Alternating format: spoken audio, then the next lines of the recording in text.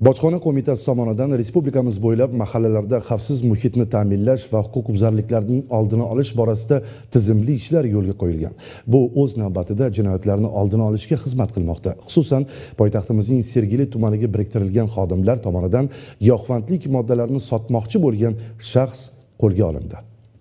Bojxona qo'mitasi tomonidan Sergeli tumani mahallalarida xavfsiz muhitni ta'minlash va huquqbuzarliklarning oldini olish tizimi samaradorligini oshirishga qaratilgan chora-tadbirlar izchillik bilan davom ettirilmoqda. Xususan, 100 nafardan ziyod bojxona xodimlarining tuman mahallalariga biriktirilgani o'z samarasini bermoqda. Jumladan, joriy yilning 4-may kuni bojxona qo'mitasining kontrabandaga qarshi kurashish boshqarmasi tomonidan tumanda xavfsiz muhitni ta'minlashga qaratilgan ishchi guruh va tuman ichki ishlar bo'limi bilan hamkorlikda Saxovat mahallasida tezkor tadbir o'tkazildi.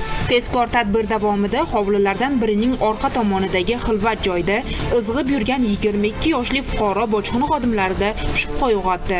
Shundan so'ng ushbu shaxs Ichki ishlar boshqarmasi xodimlari bilan birgalikda belgilangan tartibda xolislar ishtirokida ko'zdan kechirilganida mazkur shaxsning qo'l sumkasida kelgusida zakladka usulida tarqatishga mo'ljallangan 10 dona o'ramda jami 5 gram og'irlikdagi gashish giyohvandlik moddasi hamda narkotik moddalar iste'mol qilishga mo'ljallangan vositalar borligi aniqlandi. Holat yuzasidan tergovga qadar tekshiruv harakatlari olib borilmoqda.